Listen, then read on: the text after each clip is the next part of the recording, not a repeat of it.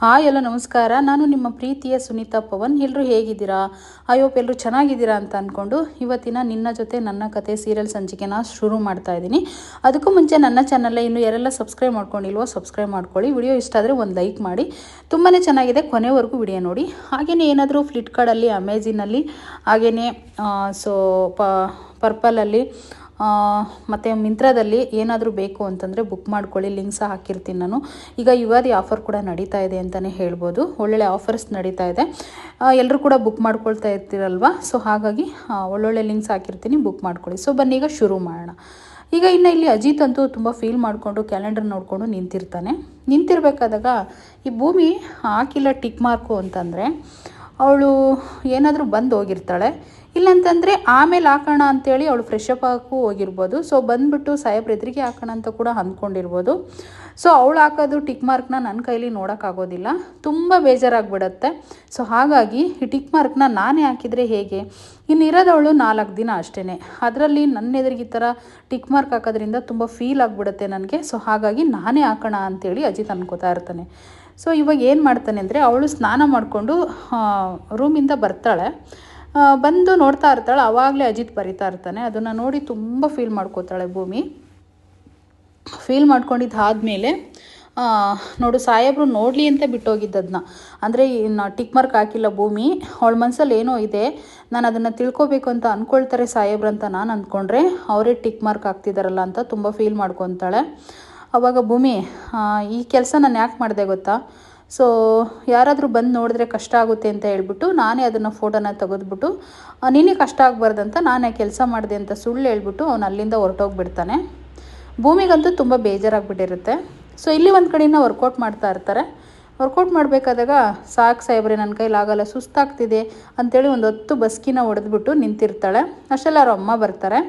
ಅವರಮ್ಮ ಬಂದ ತಕ್ಷಣ ಅಮ್ಮ ಬಾ ಅಮ್ಮ ಅಂತೇಳಿ ಕರೀತಾಳೆ, ನಗ್ತಾ ಇರ್ತಾರೆ. ಯಾಕಮ್ಮ ಇಲ್ಲಿವರೆಗೂ ಬಂದಿದ್ದೀಯ ಅಂದಾಗ, ಈ ಅಜಿತ್ ಸಾಹೇಬರು ಬರೋಕ್ಕೆ ಹೇಳಿದರು ಭೂಮಿ ಅಂತ ಹೇಳ್ಬಿಟ್ಟು ಹೇಳಿದಾಗ, ಸಾಹೇಬ್ರೆ ನಿಮ್ಮನ್ನು ಸಾಹೇಬ್ರು ಅಂತ ಕರೆದೆ, ಬೇಜಾರು ಮಾಡ್ಕೋಬೇಡಿ ಅಂತ ಅಂದಾಗ, ನೀವು ಹೇಗೆ ಇಷ್ಟ ಆಗುತ್ತೋ ಹಾಗೇ ಕರೀರಿ ಅಂತ ಅಜಿತ್ ಹೇಳ್ತಾನೆ. ಯಾಕೆ ಸಾಹೇಬ್ರೆ ಅಮ್ಮನ ಬರೋಕ್ಕೆ ಹೇಳಿದ್ದೀರಾ ಅಂತ ಹೇಳ್ಬಿಟ್ಟು ಭೂಮಿ ಕೇಳ್ತಾಳೆ. ಹೌದು, ನಾನೇ ಬರೋಕ್ಕೆ ಹೇಳಿದ್ದು, ಸ್ವಲ್ಪ ಕೆಲಸ ಇದೆ ಇವ್ರ ಹತ್ರ ಮಾತಾಡೋದು, ಯಾವಾಗ ಮಾತಾಡೋಕ್ಕೂ ಟೈಮ್ ಸಿಗ್ತಾ ಇರಲಿಲ್ಲ, ಸೊ ಹಾಗಾಗಿ ಇಲ್ಲಿ ಕರೆಸಿದ್ದೀನಿ ಅಂತ ಕೂಡ ಅಜಿತ್ ಹೇಳ್ತಾನೆ. ಅದು ಯಾಕೆ ಸಾಹೇಬ್ರೆ ಅಂತೇಳಿ ಭೂಮಿ ಕೇಳ್ತಾಳೆ. ನೇರವಾಗಿ ಒಂದು ಪ್ರಶ್ನೆನ ಕೇಳ್ತೀನಿ ಶಾರದಮ್ಮ, ಕರೆಕ್ಟಾಗಿ ಉತ್ತರ ಕೊಡ್ಬಿಡಿ. ಭಾಗ್ಯಮ್ಮ, ಸಾರಿ ಶಾರದಮ್ಮ ಅಲ್ಲ ಅಂತ ಹೇಳ್ಬಿಟ್ಟು ಅಜಿತ್ ಹೇಳಿದಾಗ, ಅದೇನು ಹೇಳಿ ಕರೆಕ್ಟಾಗಿ ಆನ್ಸರ್ ಕೊಡ್ತೀನಿ ಅಂತ ಕೂಡ ಹೇಳ್ತಾರೆ. ನೋಡಿ ಭೂಮಿ, ನಿನ್ನೆ ಒಬ್ಬರು ಬಂದಿದ್ರಲ್ವ, ನಿಮ್ಮ ಹಸ್ಬೆಂಡ್ ಕೆಲಸ ಮಾಡ್ತಿದ್ರಲ್ವ, ಅವ್ರ ಓನರ್ ಬಂದಿದ್ದರು. ಅವ್ರನ್ನ ಎನ್ಕ್ವೈರಿ ಮಾಡಿದಾಗ, ದಾಮೋತ್ ಅವ್ರ ಹೆಸರು, ಅವ್ರನ್ನ ಎನ್ಕ್ವೈರಿ ಮಾಡಿದಾಗ ಈ ರೀತಿ ಒಂದು ನಕ್ಲೀಸ್ ಕೊಟ್ಟೋಗಿದ್ರಂತೆ ಬಿಟ್ಟೋಗ್ಬೇಕಾದಾಗ. ಹಾಗಾಗಿ ನಿಮ್ಮ ಮನೆಯವ್ರ ಕೈಲಿ ಆ ನಕ್ಲೀಸ್ ನಿಮ್ಮ ಹತ್ರ ಇದೆಯಾ ಅಂತ ಹೇಳಿ ಭೂಮಿ ಕೇಳ್ತಾನೆ. ಸಾರಿ, ಭೂಮಿಗಲ್ಲ, ಭಾಗ್ಯಮ್ಮನ ಕೇಳ್ತಾನೆ ಅಜಿತ್ತು. ಅದನ್ನು ಕೇಳ್ಕೊಂಡ ತಕ್ಷಣ ಅವರು ನಡೆದಿರೋದೆಲ್ಲ ಹೇಳ್ತಾರೆ. ಈ ಥರ ಒಂದು ಟ್ರಂಕಲ್ಲಿ ಭೂಮಿಗೆ ಸಂಬಂಧಪಟ್ಟಿರೋ ವಸ್ತುಗಳೆಲ್ಲ ನಾವು ಹಾಗೆ ಇಟ್ಟಿದ್ವಿ. ಆ ಮನೆ ಯಾರೋ ಒಂದು ದರೋಡಿ ಮಾಡೋಕ್ಕೆ ಬಂದಿದ್ರಲ್ವ, ಆ ಟೈಮಲ್ಲಿ ಭೂಮಿಗೆ ಹೇಳಿದ್ದೆ ನಾನು ಜೈಲಲ್ಲಿದ್ದೆ. ಸೊ ಅವಳು ಬಂದು ಇದನ್ನೆಲ್ಲ ತೊಗೊಂಡಿದ್ದಾಳೆ ಅಂತ ಭೂಮಿ ಮೇಲೆ ಹೇಳ್ತಾರೆ. ಆವಾಗ ಅಜಿತ್ ಏನು ಮಾಡ್ತಾನೆ, ಭೂಮಿ ನಿನ್ನ ಹತ್ರ ಇದೆಯೇನಮ್ಮ ಅಂತೇಳಿ ಕೇಳ್ತಾನೆ. ಆವಾಗ ಈ ಭೂಮಿ ಕರೆಕ್ಟಾಗಿ ಹೇಳಿದರೆ ಯಾವ ಟೆನ್ಷನ್ನು ಇಲ್ಲಿ ಇರ್ತಿರ್ಲಿಲ್ಲ. ಇವಳು ತಿಕ್ಲೋಳು ಏನೇನೋ ನೆನ್ಪು ಮಾಡ್ಕೊಂಡು, ಆ ದೇವಿನಿ ತಲೆ ಕೆಡಿಸಿರ್ತಾಳಲ್ವ, ಅದನ್ನೆಲ್ಲ ನೆನ್ಪು ಮಾಡ್ಕೊಂಡು, ದೇವಿನಿ ಹುಡುಕಿ ಕೊಡ್ತೀನಿ ನಿಮ್ಮಮ್ಮನ ನಕ್ಲೀಸ್ ಕೊಡು ಅಂತೆಲ್ಲ ಕೇಳಿರ್ತಾಳಲ್ವ. ಸೊ ಅದನ್ನು ನೆನ್ಪು ಮಾಡಿಕೊಂಡು, ಸಾಹೇಬ್ರೆ ಆ ನಕ್ಲೀಸು, ಆ ಸಾಮಾನುಗಳು ಯಾರೋ ರೌಡಿಗಳೆಲ್ಲ ದರೋಡೆ ಮಾಡೋಕ್ಕೆ ಬಂದಿದ್ರಲ್ವ, ಆ ಟೈಮಲ್ಲೇ ಕಳೆದೋಗ್ಬಿಡ್ತು ಸಾಹೇಬ್ರೆ, ನನಗೆ ಸ್ವಲ್ಪ ತಲೆ ನೈತಿದೆ ಅಂತೇಳಿ ಅಲ್ಲಿಂದ ಎಸ್ಕೇಪ್ ಆಗಿಬಿಡ್ತಾಳೆ ಭೂಮಿ. ಹೇಳೋದಿಲ್ಲ. ಇಲ್ಲಿ ಒಂದು ಕಡೆನ ಎಸ್ಕೇಪ್ ಆಗಿ ಬಂದು ದೇವ್ರ ಹತ್ರ ಬೇಡ್ಕೋತಾ ಇರ್ತಾಳೆ ತುಂಬ ಫೀಲಿಂಗ್ಸಲ್ಲಿ. ಅಷ್ಟರಲ್ಲಿ ದೇವಿಯನ್ನೇ ನೋಡ್ತಾಳೆ, ಬಂದು ಕೈ ಮುಗಿತಾಳೆ. ಇವಳು ಮುದ್ದು ಬಂಗಾರು, ಯಾಕಮ್ಮ ಇಷ್ಟು ಫೀಲಿಂಗ್ಸಲ್ಲಿದೆಯಾ? ಯಾಕೆ ನಿನ್ನ ಮಕ್ಕ ತುಂಬ ಸಪ್ಪಗಿದೆಯಲ್ಲ, ಏನು ಸಮಾಚಾರ? ಯಾಕೆ ನಿಮ್ಮ ಅಮ್ಮನ ಹತ್ರ ಹೇಳ್ಕೊಳ್ಳಲ್ವಾ? ನಾನು ನಿಮ್ಮಮ್ಮ ತಾನೇ, ನನ್ನ ಹತ್ರ ಶೇರ್ ಮಾಡ್ಕೊ ಅಂತೇಳಿ ನೈಸ್ ಮಾಡಿ ಕೇಳ್ತಾ ಇರ್ತಾಳೆ. ಅಮ್ಮ, ದೇವಿನಿ ಅಮ್ಮ, ಏನಾಯಿತು ಗೊತ್ತಾ? ಮತ್ತು ನಕ್ಲೀಸ್ ಇತ್ತಲ್ವ ನನ್ನ ಹತ್ರ, ಅದು ಸಾಹೇಬ್ರಿಗೆ ಗೊತ್ತಾಗ್ಬಿಟ್ಟಿದೆ ನನ್ನ ಹತ್ರ ನಕ್ಲೀಸ್ ಇದೆ ಅಂತ ಹೇಳ್ಬಿಟ್ಟು. ಅದನ್ನು ಯಾರೋ ಬಂದು ಹೇಳಿದಾರಂತೆ, ಅಪ್ಪನಿಗೆ ನಕ್ಲೀಸ್ ಕೊಟ್ಟಿರೋದು ಯಾರು ಅಂತ ಹೇಳ್ಬಿಟ್ಟು. ಆ ನಕ್ಲೀಸು ಇವಾಗ ನನ್ನ ಹತ್ರ ಇದೆ ಅಂತ ಸಾಹೇಬ್ರು ಕೂಡ ಗೊತ್ತಾಗ್ಬಿಟ್ಟಿದೆ ಅಮ್ಮ. ಕೇಳಿದರು. ನಾನು ಯಾವತ್ತೂ ಸಾಹೇಬ್ರಿಗೆ ನಾನು ಸುಳ್ಳೇ ಹೇಳಿರಲಿಲ್ಲ. ಫಸ್ಟ್ ಟೈಮ್ ನಮ್ಮ ಸಾಹೇಬ್ರಿಗೆ ಸುಳ್ಳು ಹೇಳಿದೆ ಅಂತ ಕಣ್ಣೀರು ಹಾಕ್ತಾ ಇರ್ತಾಳೆ. ಇನ್ನು ದೇವಿನಿಗಂತೂ ಹುಚ್ಚ ಹೊಯ್ಕೊಳಂಗೆ ಆಗೋಗ್ಬಿಟ್ಟಿದೆ. ಬೇಜಾರು ಮಾಡ್ಕೊಡಿ ಅಂದಿದ್ದಕ್ಕೆ ತುಂಬ ಟೆನ್ಷನ್ ಆಗಿಬಿಟ್ಟಿದೆ ಅವ್ರಿಗೆ. ಸೊ ಏನು ಟೆನ್ಷನ್ ಅಂದರೆ ಆ ನಕ್ಲೀಸ್ ಹಿಂದೆನೇ ಇವಳು ರಹಸ್ಯ ಇರೋದು, ಇವಳೇ ಕೊಟ್ಟಿರ್ತಾಳೆ ಆ ನಕ್ಲೀಸ್ನ. ಹಾಗಾಗಿ ಅವಳಿಗೆ ತುಂಬ ಭಯ ಸ್ಟಾರ್ಟ್ ಆಗಿಬಿಡುತ್ತೆ. ಆವಾಗ ಇವಳು ಏನಾದರೂ ಮಾಡಿ ಮೈಂಡ್ ವಾಶ್ ಮಾಡಿ ಇವಳ ಸಮಾಧಾನ ಮಾಡಿ ಆ ನಕ್ಲೀಸ್ನ ಹೇಗಾದರೂ ಮಾಡಿ ಅಜಿತ್ಗೆ ಕೊಡಬಾರ್ದು ಅಂತ ಹೇಳಬೇಕು ಅಂತೇಳಿ. ನೋಡು ಭೂಮಿ, ಈಗ ಒಂದು ಕೆಲಸ ಮಾಡು, ನೀನು ಒಂದು ಸುಳ್ಳು ಹೇಳಿದ್ರೆ ಏನೂ ಆಗೋದಿಲ್ಲ. ನೋಡು, ಸಾಹೇಬ್ರಿಗೆ ನಿಮ್ಮ ಅಜಿತ್ನಿಗೆ ಕೊಡೋಕೆ ಹೋಗ್ಬೇಡ ಈ ನಕ್ಲೀಸ್ನ. ಫಸ್ಟು ಭಾಗ್ಯಮ್ಮನಿಗೆ ಹುಷಾರಾದಮೇಲೆ ಅಂಜು ಮದುವೆ ಎಲ್ಲ ಆದಮೇಲೆ ಇದೆಲ್ಲ ಸಮಸ್ಯೆ ಕ್ಲಿಯರ್ ಆದಮೇಲೆ ನೀನು ಈ ನಕ್ಲೀಸ್ನ ಕೊಡುವಂತೆ. ಅಲ್ಲೇವರೆಗೂ ನಿನ್ನ ಹತ್ರನೇ ಇಟ್ಕೋ. ಈಗ ನಿಮ್ಮಮ್ಮನ ಆರೋಗ್ಯ ಮುಖ್ಯನಾ, ಆ ನಕ್ಲೀಸ್ ಕೊಟ್ಟು ಹುಡುಕ್ಸೋದು ಮುಖ್ಯನಾ, ಯೋಚನೆ ಮಾಡು ಅಂತ ಹೇಳ್ಬಿಟ್ಟು ಹೇಳಿದಾಗ, ದೇವಿಯೇನಿ ಅಮ್ಮ ನನ್ನಿಂದ ಆಗ್ತಾಯಿಲ್ಲ ಆ ತಪ್ಪನ್ನ ಮುಚ್ಚಿಟ್ಕೊಳ್ಳೋಕ್ಕೆ, ನಾನು ಸಾಯೋವರೆಗೆ ಸುಳ್ಳು ಹೇಳಿದ್ದೀನಿ ಅಂತ ಭೂಮಿ ಹೇಳ್ತಾಳೆ. ಆದರೂ ಮಗಳೇ, ನಿನ್ನ ಒಂದು ಅಮ್ಮನಿಗೋಸ್ಕರನಾದರೂ ಇದನ್ನು ತ್ಯಾಗ ಮಾಡು, ಸ್ವಲ್ಪ ದಿನ ಬಿಟ್ಟು ಹೇಳು ಅಂತೇಳಿ ನೈಸ್ ಹೊಡೆದ್ಬಿಟ್ಟು ಅವಳಿಗೆ ಹೇಳೋಕ್ಕೆ ಅವಕಾಶ ಕೊಡ್ದಲೇ ಮಾಡಿಬಿಡ್ತಾಳೆ. ಸೊ ಇನ್ನೇನು ಎಲ್ಲರೂ ಕೂಡ ಇಲ್ಲಿ ಮನೆಯವ್ರು ಕೂತಿರ್ಬೇಕಾದಾಗ ಭೂಮಿ ಟೀ ತಂದು ಕೊಡ್ತಾಳೆ ಎಲ್ಲರಿಗೂ ಕೂಡ. ಥ್ಯಾಂಕ್ಸ್ ಅಮ್ಮ ಭೂಮಿ ಅಂತ ಹೇಳಿ ಅರುಣು, ರಾಮಣ್ಣ, ಹಾಗೆಯೇ ಅಜಿತ್ ಕೂಡ ಇವರು ನಚಿಕೇತ್ ಕೂಡ ಸತ್ಯಣ್ಣ ಕೂಡ ಈಸ್ಕೊಂಡಿದ್ದು ಆದಮೇಲೆ ಹೋಗ್ತಾ ಇರ್ತಾಳೆ. ಅಷ್ಟರಲ್ಲೇ ಇವ್ರು ಏನು ಮಾತಾಡ್ಕೊಂತಾರೆ ಅಂತಂದರೆ, ಸುಂದ್ರಿ ಬರ್ತಾಳೆ ಪೂಜೆಗೆ ಅಂತೇಳಿ ಮಾತಾಡ್ಕೋತಾ ಇರ್ತಾರೆ. ಸುಂದ್ರಿ ಪೂಜೆಗೆಲ್ಲ ಬರ್ತೀನಿ ಅಂತ ಹೇಳ್ಬಿಟ್ಟು ಹೋಗಿರ್ತಾಳಲ್ವ. ಸೊ ಹಾಗಾಗಿ ಮಾತಾಡ್ತಾ ಇರಬೇಕಾದಾಗ ಭೂಮಿಗೆ ಅದನ್ನ ಕೇಳಿಸ್ಕೊಂಡು ಉರಿದ್ಬಿಡ್ತತೆ ಮಕ್ಕ ಎಲ್ಲ ಅವಳಿಗೆ. ಆಗ ಸತ್ಯಣ್ಣ ಏನಂದ್ಕಂತಾನೆ ಅಂದರೆ, ಆಹಾ ಇದನ್ನು ನೋಡೋಕ್ಕೆ ತುಂಬ ಖುಷಿ ಆಗ್ತಿದೆ, ಎಷ್ಟು ನೋಡು ಅವಳು ಸುಂದ್ರಿ ಬರ್ತಾಳೆ ಅಂದ ತಕ್ಷಣವೇ ಇವಳು ಮುಖದಲ್ಲಿ ತುಂಬ ಕೋಪ ಕಾಣಿಸ್ತಾ ಇದೆ ಅಂತಂದರೆ ಇವಳಿಗೆ ಉರಿತಾ ಇದೆ ಅಂತಲೇ ಅಲ್ಲಿಗೆ ಅರ್ಥ. ಸಾಹೇಬ್ರ ಜೊತೆ ಯಾರು ಮಾತಾಡೋಕ್ಕೂ ಇಷ್ಟಪಡಲ್ಲ, ಯಾರು ಬಂದು ಸಲ್ಗಿಂದಿರೋದು ಇಷ್ಟಪಡಲ್ಲ, ಇವಳು ಆಳವಾಗಿ ಶ್ರವಣನ ಇಷ್ಟಪಡ್ತಿದ್ದಾಳೆ ಅನ್ನೋದು ನನಗೆ ಮೇಲೆ ಕಾಣಿಸ್ತಿದೆ ಅಂತ ಸತ್ಯಣ್ಣ ಅನ್ಕೋತಾನೆ. ಅದು ಸತ್ಯನೇ. ಸೊ ಇಲ್ಲಿ ಒಂದು ಕಡೆನ ಅಜ್ಜಿಗೆ ಮೆಡಿಷನ್ ಕೊಟ್ಕೊಂಡು ಶ್ರವಣು ಕಾಲು ಕೈ ಎಲ್ಲ ತುಂಬ ನೋಯ್ತಾ ಇರುತ್ತೆ, ಕಾಲು ಹೊತ್ತುತ್ತಾ ಮಾತಾಡ್ತಾ ಇರ್ತಾರೆ. ಯಾಕಮ್ಮ ನಿನಗೆ, ಇನ್ನು ತಾಯಿ ಮಗ ಒಂದು ಸ್ವಲ್ಪ ಡಿಸ್ಕಷನ್ ಮಾಡ್ತಾ ಇರ್ತಾರೆ. ಮಾಡಬೇಕಾದಾಗ ಇನ್ನು ತುಂಬ ಖುಷಿಯಿಂದ, ಅಮ್ಮ ನೀನು ಇನ್ನೂ ಭಾಳ ದಿನ ಬದುಕಬೇಕಮ್ಮ, ತುಂಬ ಚೆನ್ನಾಗಿರ್ಬೇಕಮ್ಮ ನಮ್ಮ ಜೊತೆ ಅಂತ ಅಂದಾಗ, ನಿಮ್ಮ ಮೊಮ್ಮಕ್ಕಳು ನೋಡೋವರ್ಗ ಅಂತ ಅಜ್ಜಿ ಕೇಳ್ತಾರೆ.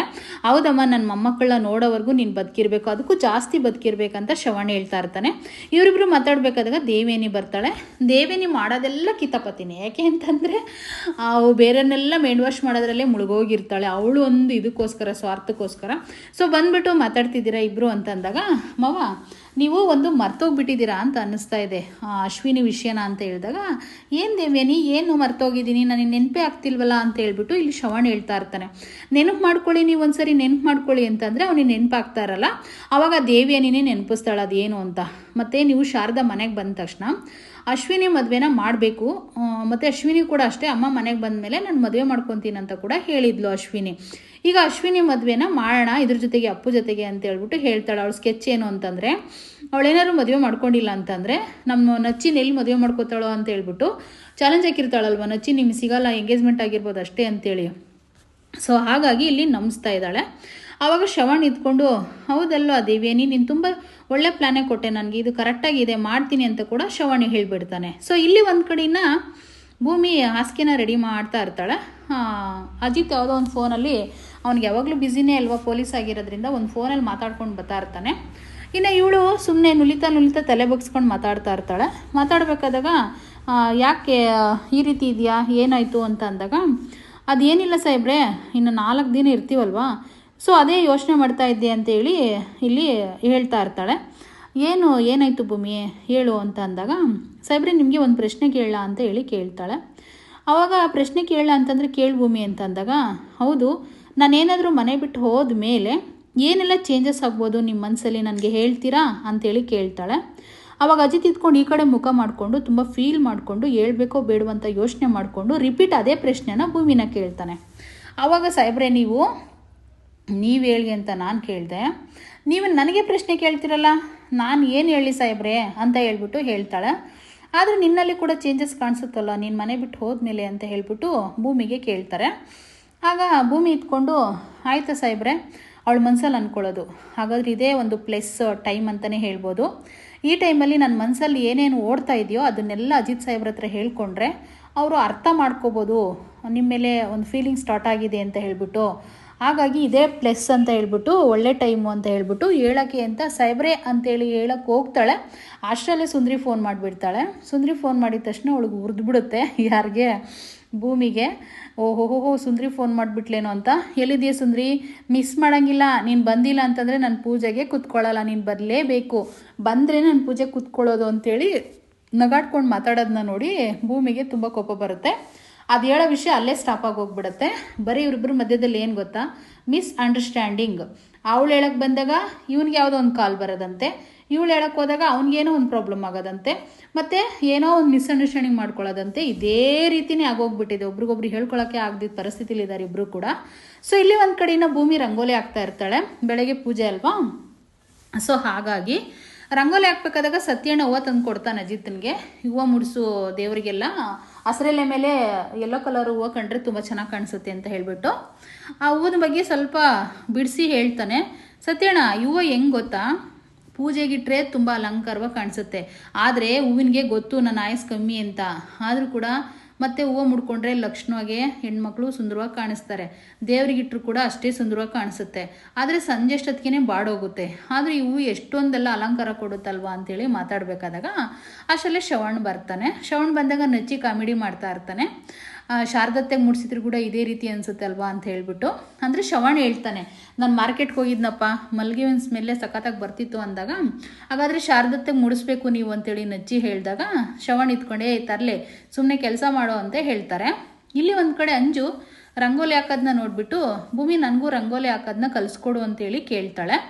ಸರಿ ಯಾಕೆ ಇದೇ ರೀತಿ ಕಲರ್ ತುಂಬಿದರೆ ಆಯಿತು ಅಷ್ಟೇ ಅಂತೇಳ್ಬಿಟ್ಟು ಕಲರ್ ಇಬ್ಬರು ತುಂಬ್ತಾ ಇರ್ತಾರೆ.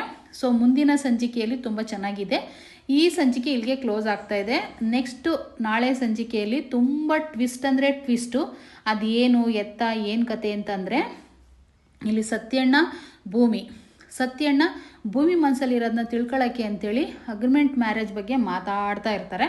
ಆ ಮಾತಾಡಬೇಕಾದಾಗ ಅಂಜು ಕೇಳಿಸ್ಕೊಳ್ಳಲ್ವೋ, ಏನು ರಾಜ್ಯಂತ ಮಾಡ್ತಾಳೆ, ಏನು ಪ್ರಾಬ್ಲಮ್ ಮಾಡ್ತಾಳೆ, ಅದನ್ನೆಲ್ಲ ನೋಡಬೇಕು ಅಂತಂದರೆ ಖಂಡಿತ ನಾಳೆ ಮಿಸ್ ಮಾಡ್ದಂಗೆ ವಿಡಿಯೋನ ನೋಡಿ. ಇವತ್ತು ಲೇಟ್ ಆಗಿದೆ, ನಾಳೆ ಬೇಗನೆ ಅಪ್ಲೋಡ್ ಮಾಡ್ತೀನಿ. Thank you.